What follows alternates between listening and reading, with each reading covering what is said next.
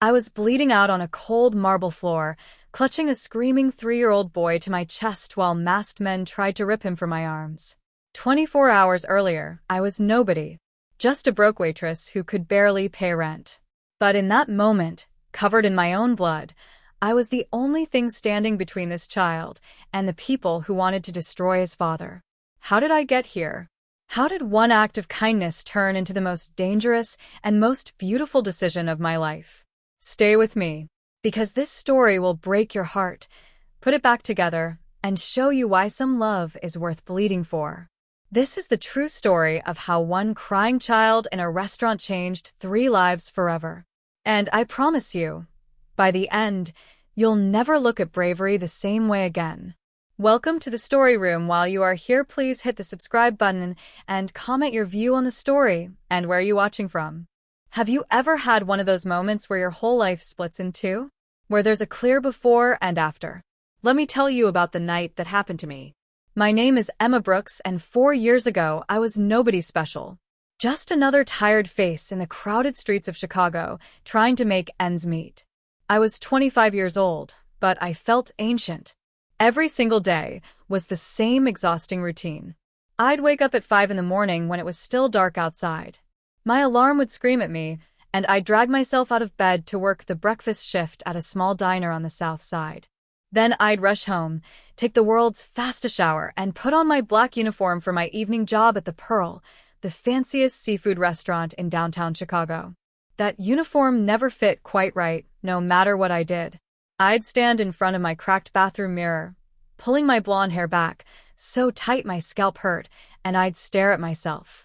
The dark circles under my green eyes. The way my face looked hollow because I was always too tired to eat properly. I was drowning and nobody even noticed I was going under. That particular Thursday night started like every other night. The restaurant was packed with the usual crowd. CEOs, lawyers, people wearing jewelry that probably cost more than I'd make in 10 years. I moved between the tables with a smile I didn't feel inside, my feet aching in my cheap shoes, serving people who looked right through me like I was invisible. Then, at 9:30, everything in that restaurant went quiet. I looked up from refilling a water glass, and my breath caught in my throat. 4 men in expensive black suits walked in first. They weren't eating. They were scanning the room like soldiers looking for danger. Their eyes moved across every face, every corner, every exit. And then he walked in. I'd never seen someone take over a room just by entering it. He was tall, probably 6'3", with jet black hair and a face that looked like it had been carved from marble. His charcoal suit probably cost more than my rent for 6 months. But it was his eyes that made my heart skip a beat. Dark gray, almost silver, beautiful and intense, and somehow completely broken. A small boy was clinging to his neck, little face buried in the man's shoulder like he was trying to disappear. Oh my God, I heard Tommy, our head waiter, whisper next to me. That's Alexander Kane. I didn't know the name, but I understood fear. Every single server in that restaurant had pressed themselves flat against the walls. Even our manager had come out of the kitchen, his hands shaking. Who is he? I whispered back. Tommy looked at me like I'd lost my mind. Just stay away from that table, Emma. Don't go near him. Don't even look at him. Do you understand me? But I was already watching the child. The little boy couldn't have been more than 3 years old. He wore tiny dress pants and a small button-down shirt that made him look like a miniature businessman. As his father tried to set him down in the corner booth, the child's quiet whimpers turned into heartbreaking screams that cut right through me. Liam, please. The man's voice was deep and commanding, but underneath it, I could hear pure desperation. Daddy needs you to be a big boy right now. The screaming only got louder, more desperate. It was the kind of crying that comes from somewhere deep inside, from a place of real, terrible pain. And my heart just shattered into pieces. I watched this powerful man try everything. He offered food from the menu. He promised ice cream and toys. He pulled out a small stuffed bear from his jacket pocket. Nothing worked. Nothing helped. The child screamed like his whole world was ending. And maybe it was. The other customers started whispering to each other. Some were already asking for their checks, wanting to leave early. I watched Alexander Kane hold his son close, whispering words I couldn't hear, and this man who everyone seemed to fear looked like he was falling apart right there in front of us. My feet started moving before my brain could catch up. "Emma, stop right now," Tommy hissed at me, grabbing my arm. I didn't stop. I couldn't. Something deeper than logic was pulling me forward. The bodyguards moved fast, blocking my path before I got within 10 feet of the table. One of them put his hand on my shoulder. Not rough, but firm enough to stop me. "Miss, step back," he said quietly. "I just want to help," I said, keeping my voice soft, my eyes still on that crying child. Then Alexander Kane's voice cut through all the noise like a knife. "Let her through." The bodyguards stepped aside immediately, like the Red Sea parting in those old Bible stories. I walked toward that table slowly, my heart pounding so hard I thought everyone in the restaurant could hear it. Up close, Alexander Kane was even more overwhelming. The sharp angles of his face, the expensive cologne that smelled like cedar and smoke, the raw power that seemed to pour off him like heat from a fire. But I focused on the child. Only the child. "Hi there," I said softly, crouching down so I was at eye level with the little boy. "My name is Emma." The crying stuttered, just for a second. Little Liam peeked at me from his father's shoulder. His small face was red and soaked with tears that kept streaming down his cheeks. "That's a lot of big feelings for such a little person," I continued gently. "You know what? It's okay to be sad. It's okay to cry when things hurt. And that's where my story really begins." "Please," Alexander said, and hearing that word from a man like him felt like watching a mountain crumble. "He's been like this for weeks. Nothing helps. The doctors say he's grieving, that he needs time, but I don't know how to fix it." Our eyes met, and I saw it clearly. The matching grief he was barely holding together inside himself. "His mother?" asked quietly, gently. Alexander's nod was so small I almost missed it. Understanding flooded through me like cold water. The expensive suit couldn't hide the exhaustion in his eyes. The helplessness of a man who could control everything in his world except his own son's pain. "Liam," I said softly, "did you know that when my little sister was really sad, we used to count stars together through the window?" The crying had reduced to small hiccups. Liam was watching me now, curious despite his tears. "Your daddy looks really strong," I continued. "I bet he could lift you up high enough to touch the ceiling lights. Would you like that?" Something shifted in that moment. Something that would change all three of our lives forever. Liam's small hand unclenched from his father's shirt. Just a little bit, but it was enough. "Emma." Alexander breathed my name, and his voice was rough, with something that sounded like wonder. I smiled at Liam, keeping my voice gentle and warm. "But first, you have to take a deep breath with me. Can you do that? Breathe in." I demonstrated, making it exaggerated, so he could see. Liam copied me, his little chest rising. "And out," I said, breathing out slowly. The child's breathing steadied. The crying stopped completely. The entire restaurant seemed to exhale with relief. "There we go," I whispered. "You're so brave, sweetheart." The words slipped out before I could stop them. "He just needs a mother." My eyes widened as I realized what I'd said out loud. "I'm so sorry. I didn't mean." "You're right." Alexander's voice was barely above a whisper. He was staring at me like I'd just performed a miracle right in front of him. "He does." Then something incredible happened. Liam reached for me. His little arms extended toward me, and my breath caught in my throat. "Please," Alexander said again. That single word from a man who clearly never begged for anything in his life. I held out my arms, and Liam practically jumped into them. His small body was warm against my chest. He wrapped his tiny arms around my neck and let out this long, shuddering sigh, like he'd been holding his breath for months and could finally breathe again. My eyes burned with unexpected tears. I rubbed small circles on his back, swaying gently the way my mama used to do for me when I was little and scared. "It's okay, sweet boy," I whispered. "Everything's okay now." When I looked up, Alexander was watching us with an expression I couldn't quite name. Something between hunger and hope and desperation. Something that made my skin flush warm and my heart race. "What's your full name?" he asked. "Emma Brooks." "Emma Brooks," he repeated slowly, like he was memorizing it, tasting every syllable. "How did you do that?" I just understood what he needed. And what does he need? I met his intense gray eyes directly. To know that someone sees his pain. That it's okay to not be okay. Something cracked open in Alexander's expression. A break in the armor he wore. "I need you," he said simply. My pulse jumped. "What?" "To help with Liam. Name your price." "I'm not for sale, Mr. Kane." His lips twitched slightly, almost a smile. "Everyone has a price, Emma Brooks. I already have 2 jobs. I can barely keep up as it is. I'll pay you more than both jobs combined. Triple it." He leaned forward, and I could smell his cologne again. Expensive and intoxicating. "You have a gift with him. I've watched 19 different nannies fail in the past 2 months. You calmed him in less than 2 minutes." "I'm not a trained nanny. I'm just a waitress." "You're whatever you need to be to survive," he said, and the accuracy of that statement stole my breath away. "I understand that better than you think. So understand this. My son needs you. And I protect what he needs."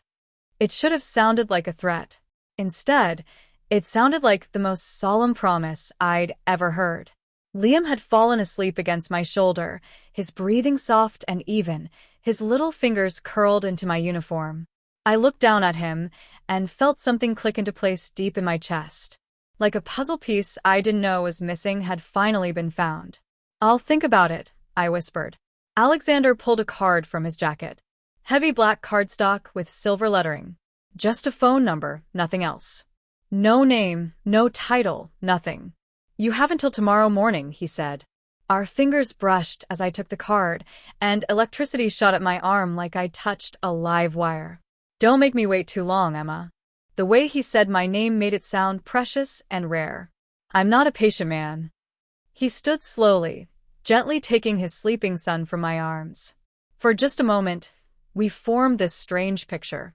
The billionaire shipping magnate, the exhausted waitress, and the sleeping child between us, connecting us. Then Alexander Kane walked out of that restaurant, his security team falling into perfect formation around him like a military unit. And I stood there frozen, with that black card burning a hole in my uniform pocket, and my whole world turned completely upside down. I didn't sleep at all that night.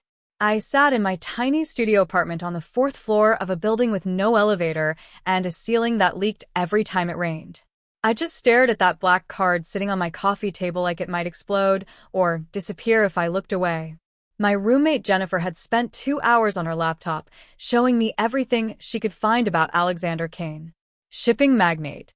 Built an empire from nothing, starting with one cargo ship at age 24 and turning it into the largest private shipping company in North America. Now he owned container ships, freight companies, and half the ports on the East Coast. His wife had died in a boating accident 2 years ago. They'd been together since high school. The articles said he'd become ruthless after her death. That he crushed competing companies without mercy.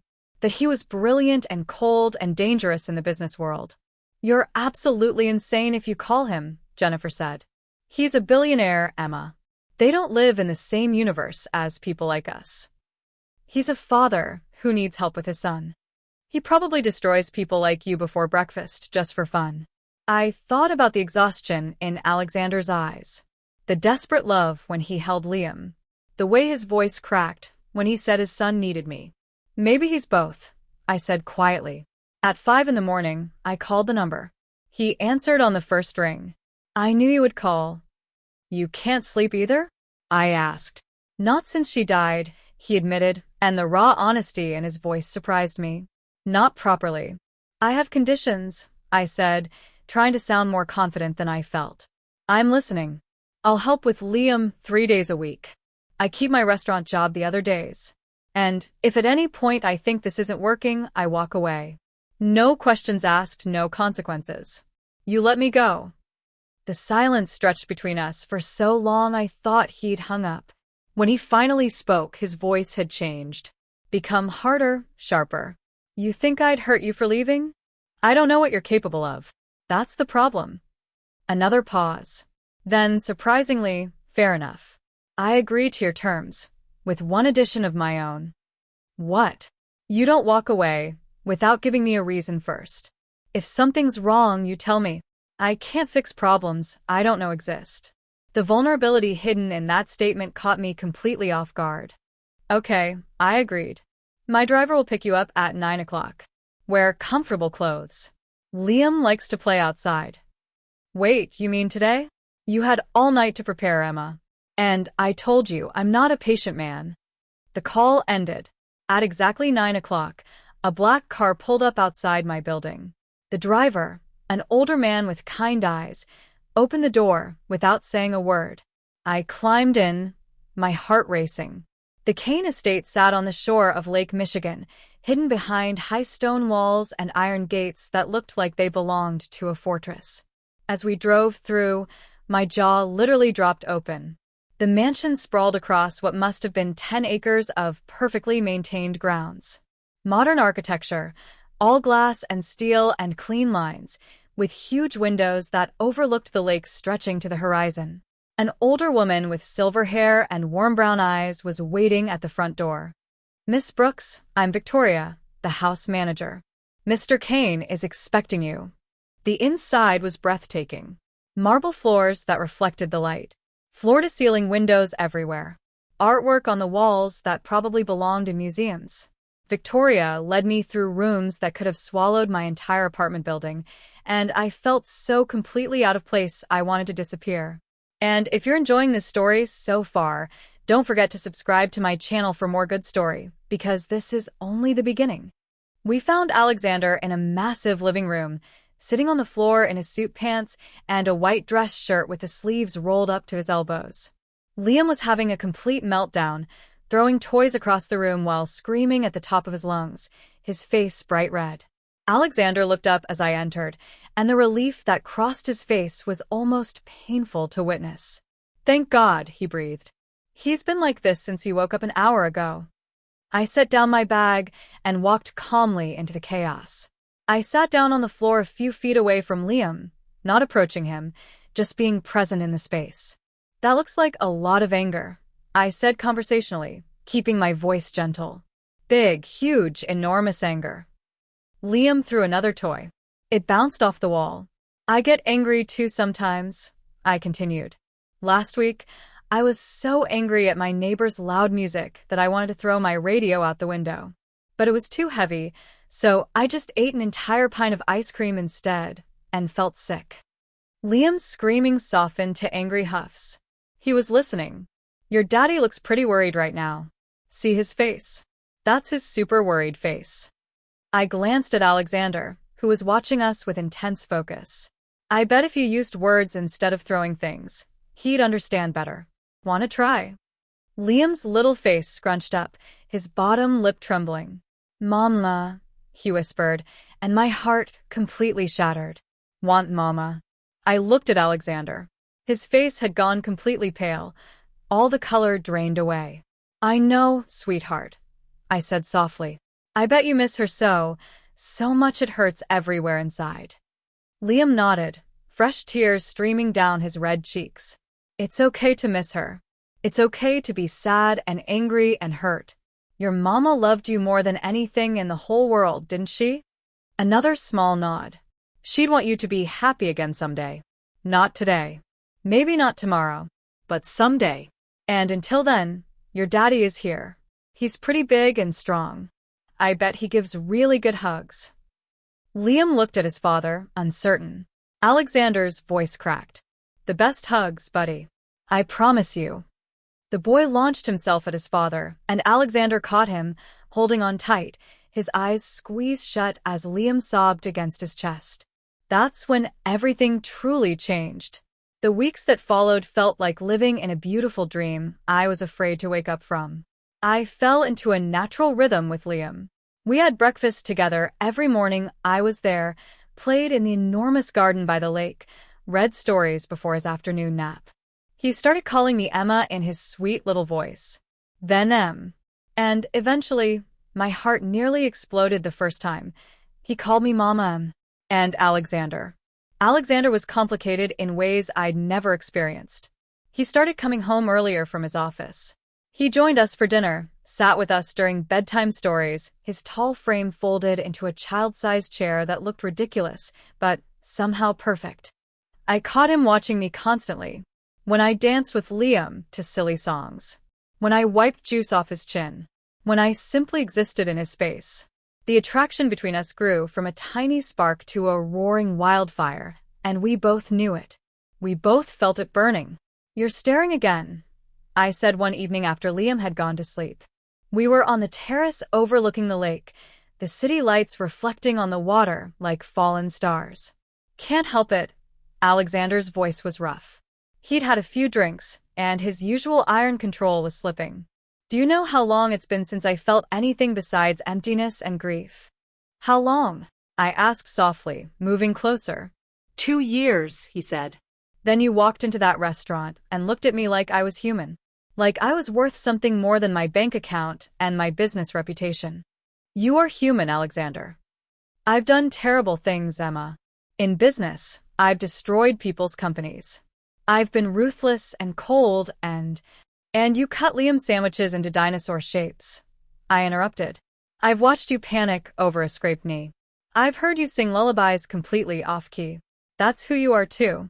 His hand came up, finally making contact after weeks of careful distance. His fingers traced along my cheekbone, and I shivered. "You make me want to be a better man," he whispered. "You already are better. You're trying. That's what matters most." "Emma," he warned, his voice dropping lower, "if you don't walk away right now, I'm going to kiss you." "I'm not walking anywhere." He kissed me then. It wasn't gentle or sweet. It was months of loneliness and grief and desperate need poured into the touch of lips and breath and hands. I melted into him, my fingers tangling in his hair as he pulled me closer, like he was afraid I might disappear if he let go. When we finally broke apart, both breathing hard, Alexander pressed his forehead against mine. "This is dangerous," he whispered. "I know. You deserve better than me." "Someone safer, someone. I'll decide what I deserve." He pulled back to look at me, his gray eyes intense in the moonlight. "You're under my protection now. Do you understand what that means? That you'll keep me safe? That I'll move heaven and earth to keep you safe? That nothing and no one will ever hurt you while I'm alive?" It should have scared me. Instead, warmth bloomed in my chest like flowers in spring. Then we heard it, the sound of breaking glass from inside the house. The sound of shattering glass came from inside, followed by shouting and Victoria's scream piercing through the night air. Alexander's entire body went rigid. He pushed me behind him, and suddenly there was a phone in his hand, his fingers moving rapidly across the screen. "Stay behind me," he commanded. This was a different man now. Cold, calculating, protective. We moved through the house quickly. More shouting. Victoria crying. My heart was pounding so hard I felt sick.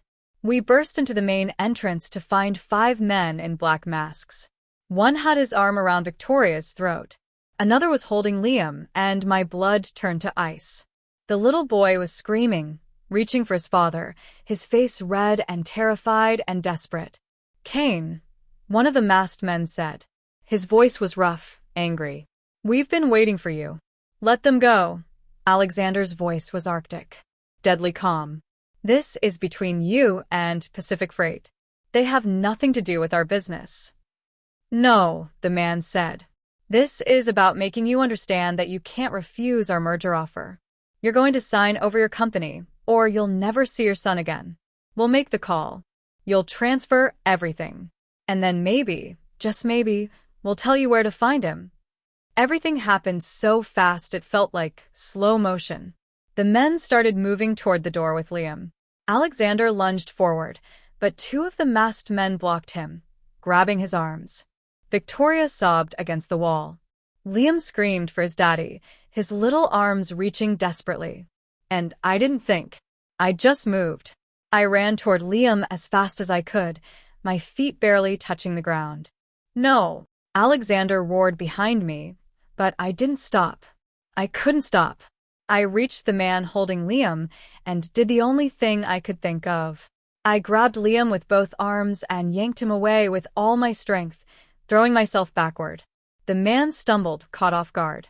Liam came free, and I fell hard to the marble floor, curling my entire body around the little boy to protect him with everything I had. I heard shouting, felt the thunder of footsteps as Alexander's security team flooded into the house from wherever they'd been stationed. Men yelling, furniture crashing. Then I felt it. Sharp, burning pain across my side as one of the men tried to grab Liam back. Something metal. Maybe a knife. I wasn't sure. The pain was white-hot, stealing all the air from my lungs. But I held on to Liam. I held on with everything I had, with every ounce of strength in my body. I wouldn't let go. I would never let go. Emma. Alexander's voice, raw with terror, broke through the chaos. Strong hands pulled me up carefully, gently. I was still clutching Liam tightly against my chest, feeling his little heart hammering like a drum against mine. He was crying, but he was safe. That was all that mattered in the world. "You're okay, baby. You're okay. I've got you," I whispered, even though my side was on fire and I could feel something warm and wet spreading across my shirt. "Emma, you're bleeding." Alexander was in front of me now, his face completely white, his hands shaking as they reached for us both. "Oh God, you're bleeding badly." I looked down. My shirt was dark with blood, and suddenly the room felt very far away, like I was looking at everything through a tunnel. "I'm okay," I heard myself say, my voice sounding strange and distant. "He's fine." "Liam's fine. You're not fine." Alexander's voice cracked as he pulled both of us against his chest, his arms wrapping around us. His hands were trembling as they touched my face, my hair, checking me over frantically. "You beautiful, stupid, impossibly brave woman. You could have been killed." "So could he," I whispered, and the room was spinning now, tilting sideways. "But he couldn't finish the sentence. His arms tightened around us carefully, so careful not to hurt me more. "You threw yourself between him and danger without even thinking twice." Paramedics arrived within minutes. Police came too, but they seemed to defer to Alexander, asking their questions quietly in the corner and leaving quickly when he dismissed them. Even through the haze of pain, I noticed that. A paramedic carefully took Liam from my arms so they could examine my injury. The cut was deep, they said, but not life-threatening. I'd need stitches. A lot of stitches. But I'd be okay. I watched Alexander hold Liam, whispering to him in that gentle voice I'd come to love, his hands checking every inch of his son to make absolutely sure he was truly unharmed. The love in his face, the fierce protectiveness, the barely controlled terror that he'd almost lost his child. It was everything. When he finally sat Liam down with Victoria, who was shaken but unhurt, he turned to me with an expression that stole whatever breath I had left. "You saved my son," he said, his voice breaking completely. "Anyone would have." "No." He crossed to me in 3 long strides, so careful not to jar my injury. "No one else would have done that. You put yourself between him and people who wanted to hurt him. You didn't hesitate even for a second. You didn't think about yourself at all." His hands cupped my face so gently, like I was made of the most delicate glass. "I love you," he whispered, and my heart stopped beating. "I know it's crazy. I know it's too soon. But watching you almost die protecting my son made me realize that I love you, Emma. I'm terrified of it. I don't know how to do this anymore. But I love you." Tears spilled down my cheeks, hot and unstoppable. "That's terrifying," I whispered back. "I know. And crazy. I know. And I love you too." His smile was like the sun breaking through storm clouds. "That's even more terrifying." "I know." We laughed, and it felt like release, like joy, like finally coming home after the longest journey. Liam toddled over, pushing between us, grabbing both our hands with his small fingers. Stay," he said firmly, his little face completely serious. Stay always." I looked at Alexander through my tears. He looked back at me, his eyes full of everything we hadn't said yet, everything we would say. Always, we said together. The paramedics took me to the hospital. Alexander rode with me, holding my hand the entire way, with Liam asleep in his other arm. And even though my side hurt terribly and I'd need surgery and weeks of recovery time, I'd never felt more whole in my entire life. Sometimes love asks you to be brave. And sometimes, when you're brave enough to answer, it gives you everything you never knew you needed. 3 years later, I stand in our garden by the lake, watching Liam, now 6 years old, play with his little sister, Rose. She toddles after her big brother, giggling as he makes silly faces and shows her how to catch butterflies. "Mama, watch this," Liam calls, doing a cartwheel across the grass. "Beautiful, baby." I laugh. Mama. I'm Mama now. Have been since our wedding 2 years ago, in a simple ceremony with just family and close friends. The best day of my life. Strong arms wrap around my waist from behind. Alexander's chin rests on my shoulder, his hands settling protectively over my stomach where our third child grows. "Happy," he murmurs into my hair. "Impossibly so. We've built a life together." Complicated sometimes, yes. But undeniably, beautifully ours. Alexander sold his company last year, turning it into a worker-owned cooperative. Some called it a billion-dollar gesture of principle. I called it proof of who he really is underneath all that armor. "I love you," I say, turning in his arms. "I love you more," he replies, kissing me softly. "My brave, stubborn, perfect wife." Liam runs over and crashes into our legs. Rose follows, squealing with laughter, and Alexander scoops them both up effortlessly, making them giggle. I watch my family, my impossible, perfect family, and I think about that night in the restaurant when a little boy wouldn't stop crying. When I walked towards something unknown without thinking. When I said yes to love without hesitation. I think about the night I threw myself in front of danger to protect that little boy. How it hurt. How scared I was. But how I'd do it again in a heartbeat. Because sometimes the best stories begin with the bravest choice. Sometimes you have to step into the unknown to find your home. And sometimes a crying child leads you to exactly where you're meant to be. Life isn't perfect. We're still careful. But we have each other. We have love. We have a family built on the foundation of one brave moment when I chose to see someone's pain and step forward instead of away. And that has made all the difference. If this story touched your heart, if you've ever been brave enough to choose love even when it was scary, I hope you'll remember this. Taking a chance on love is always worth it. Because it is. It always, always is. Sometimes the most dangerous thing you can do is also the most beautiful. Sometimes love asks you to be brave. And sometimes, when you're brave enough to answer, it gives you everything you never knew you needed. Thank you for listening to my story. Thank you for being here. Don't forget to share, like, and subscribe to the Story Room for meaningful stories that inspire and teach life lessons.